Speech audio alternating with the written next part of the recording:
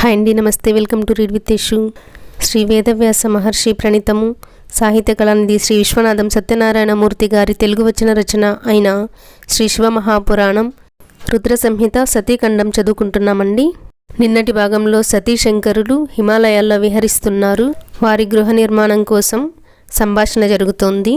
Continue చేద్దామండి. ఇవాళ శివుడు సతీతో మాట్లాడుతున్నాడు. డైరెక్ట్గా ఈ వీడియో క్లిక్ చేసినట్లయితే మీకు అర్థం కాకపోవచ్చండి. నిన్నటి వీడియో నుంచి కంటిన్యూ అవుతుంది ఈ సంభాషణ. ఇక స్టార్ట్ చేద్దాం.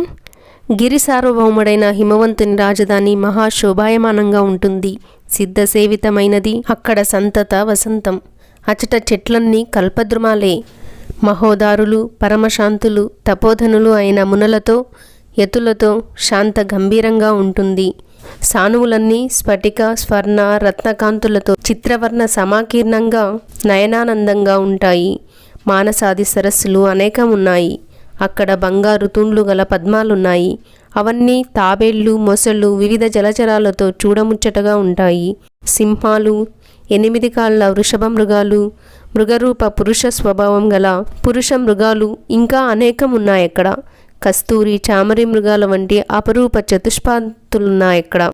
స్వర్ణ పుండరీకాలు, కుంకుమ పువ్వు తోటలకు కొదవేం లేదు. తిత్తిరి, భరద్వాజ, క్రౌంచ, చాతక, చక్రవాక పక్షుల కలకూజితాలు కామోద్రేకాన్ని కలిగిస్తూ ఉంటాయి. ఇంద్ర, కుబేర, యమ, వరుణ, అగ్ని, నైరుతి, వాయు, ఈశానుల రాజధానులన్నీ అక్కడే ఉన్నాయి. రంభ, ఊర్వశి, మేనకాది అప్సర స్త్రీగణ నృత్యగాన విలాసాదులు నువ్వు నిత్యము తిలకించవచ్చు. లేదా కైలాసంలోనే నివాసం ఏర్పాటు చేసుకుందామా? ఇది గుణాలలో మేటి అయిన మేరువు కంటే గొప్పది. అలకాధిపతి పట్టణానికి చెంతనే ఉంటుంది. అక్కడ ఆకాశగంగలో నిత్యం జలక్రీడలాడవచ్చు. అన్నిటికీ మించి అక్కడ చంద్రునికి వృద్ధి క్షయాలు లేవు. అచట గిరికందరాలన్నీ సుస్వరంతో వేదగానం చేస్తూ ఉంటాయి. ఉపనిషత్తులు నీకు చెలికత్తెలై సేవిస్తూ ఉంటాయి. శ్రవణ మాత్రం చేతనే మనోల్లాసాన్ని కలిగించే శంకరుని పలుకులకు సంతసించి సతీదేవి తన మనోగతాన్ని మెల్లగా ఇలా వెల్లడించింది. నాదా, హిమవత్ పర్వత ప్రాంత కైలాస శిఖరం మీదనే మన నివాసాన్ని ఏర్పాటు చేయండి. శివుడా మాటలకు పరమ మోహితుడై దాక్షాయణితో కూడి హిమాద్రి శిఖరానికి చేరుకున్నాడు. అచ్చటికి గరుడు కూడా వెళ్ళలేడు. మేఘాలన్నీ స్ఫటిక కాంతులతో పగలే వెన్నెలను కురిపిస్తూ ఉంటాయి. ఈ విధంగా సతీశంకరులు కైలాసాన్నే స్థిర నివాసంగా చేసుకుని లోకాలన్నీ సంచరిస్తూ ప్రేమ భావన అనుజలాలతో అనురాగమనే మహీరుహాన్ని వర్ధిల్లచేశారు. మునులారా, ఈ విధంగా సతీశంకరులు 10,000 దివ్య సంవత్సరాలు విహరించారు. ఒక రోజున సతీ నివృత్తి భావంతో శివుని సమీపించి, నాదా, అనేక వేల దివ్య సంవత్సరాలు నీతో విహరించి ధన్యురాలనయ్యాను. నా మనస్సిప్పుడు ప్రవృత్తి మార్గం నుండి మళ్ళింది. పరతత్వాన్ని తెలుసుకోవాలనుకుంటున్నాను. దేవా, జీవుడు ఏ తత్వాన్ని ఎరిగి శీఘ్రమే సంసార సుఖాన్ని దాటగలుగుతాడో ఆ మోక్షోపాయాన్ని చెప్పవలసింది అని కోరగా శంకరుడు ఇలా చెప్పాడు. దాక్షాయిని, మంచి ప్రశ్నే అడిగావు, విను. పరతత్వం అంటే విజ్ఞానం. ఆ విజ్ఞానం ఉదయించిన జ్ఞాని మనసులో నేనే బ్రహ్మమును అనే స్మృతి కలుగుతుంది. ఆ జ్ఞానం దుర్లభం. నా ఎందలి భక్తియే ఆ జ్ఞానం పుట్టడానికి హేతు అవుతుంది. ఆ భక్తి 9 విధాలు. జ్ఞానానికి భక్తికి భేదం లేదు. భక్తి లేని వానికి జ్ఞానం కలగదు.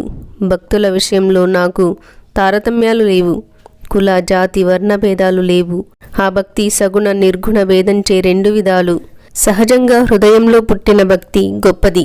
కోరికలతో పుట్టిన భక్తి తక్కువది. ఈ సగుణ నిర్గుణ భక్తి నైష్టికి అనైష్టికి భేదం చేత 2 విధాలు. నైష్టికి భక్తి 6 భేదాలు కలది. అనైష్టికిలో భేదాలు లేవు. సగుణ నిర్గుణ భక్తి విహితం అవిహితం భేదంచే బహుభంగులుగా ఉంటుంది. భక్తి ఏదైనా అంగాలు 9: శ్రవణం, కీర్తనం, స్మరణం, సేవనం, దాస్యం, అర్చనం, నమస్కారం, సఖ్యం, ఆత్మార్పణం. వీటికి అనేక ఉపాంగాలున్నాయి. ఈ 9 విధములైన భక్తిని వివరిస్తాను. సమాహిత చిత్తంతో విను. మొదటిది, భగవత్కథలను శ్రద్ధాభక్తులతో వినటం శ్రవణం. 2, భగవంతుని లీలలను గానం చేయటం కీర్తనం. 3, సర్వవ్యాపకుడైన శంకరుని నిత్యము సర్వత్రా దర్శించి లోకంలో నిర్భయుడై ఉండుట స్మరణం. 4, సూర్యోదయం మొదలు అంకిత భావంతో సర్వదా సేవకుని వలె అనుకూలంగా ఉండటం సేవనం. 5. భగవంతుని ప్రియునిగా భావిస్తూ అమృత రూపానందాన్ని అనుభవించడం దాస్యం. 6. పాద్యం మొదలు షోడశోపచారాలతో పూజించడం అర్చన. 7. అష్టాంగములచే భూమిని స్పృశించడం వందనం. అంతా మన మేలు కొరకే అని దృఢ నిశ్చయం సఖ్యం. 9. దేహం మొదలు సర్వము భగవానుని ప్రీతి కొరకు సమర్పించడం ఆత్మార్పణ. ఓ దేవి, ఇట్టి భక్తి శ్రేష్టం. జ్ఞాన వైరాగ్యాలకు తల్లి వంటిది, ముక్తికి దాసి వంటిది. అయినా ఇట్టి భక్తి ఉత్తమోత్తమైనది. సర్వకర్మల ఫలం భక్తి నుండే పుడుతుంది. భక్తి యందు నాకు నీపై గల ప్రేమతో సమానమైన ప్రేమ ఉంది. భక్తుడు నాకిష్టుడు. ముల్లోకాల్లో భక్తుని కంటే సుఖావహమైన మార్గం లేదు. కలియుగంలో భక్తి గొప్పది. కలిలో జ్ఞాన వైరాగ్యాలు, ఉత్సాహం ఉడిగి జీవసత్వాలు లేనివై ఉంటాయి. వాటిని స్వీకరించే వారు లేని కారణంగా అవి శిథిలావస్థలో ఉంటాయి. కలిలో భక్తి ప్రత్యక్ష ఫలాన్ని ఇస్తుంది. నా భక్తునికి నేనెప్పుడూ సహాయం చేస్తాను. పూర్వం నా భక్తుని కారణంగానే సూర్యునిపై అతి క్రోధాన్వితుడనయ్యాను. భక్తుని కారణంగానే పక్షపాతం లేకుండా రావణుని పరిత్యజించాను. చెడు ఆలోచన గల కుమతి అయిన వ్యాసుని నందిచే దండింపచేసి కాశీ బహిష్కరణ శిక్ష విధించాను. ఈ విధంగా శంకరుడు సతికి భక్తికి సంబంధించిన అన్ని విషయాలను బోధించాడు. అంతేకాకుండా యంత్రసహితంగా తంత్రశాస్త్రాన్ని, పంచాంగాన్ని, ఇతిహాసాలను, భక్తుల గాథలను, వృద్ధాశ్రమ ధర్మాలను, రాజా పుత్ర స్త్రీ ధర్మాలను, జీవ సుఖావహమైన వైద్య, జ్యోతిష, సాముద్రిక శాస్త్రాలను, చివరగా నాశరహితమైన తత్వాన్ని దయతో స్పష్టంగా ఉపదేశించాడు. ఇవన్నీ ముందు ముందు చదువుకుందామండి. అవన్నీ మీరు కూడా వినాలనుకుంటే సబ్స్క్రైబ్ చేసుకొని ఆల్ నోటిఫికేషన్ ఆన్ చేసుకొని ఉంచుకోండి. ఇప్పుడైతే ఇక్కడ ఆపేద్దాం. సర్వం ఉమామహేశ్వర పాదార్పణం.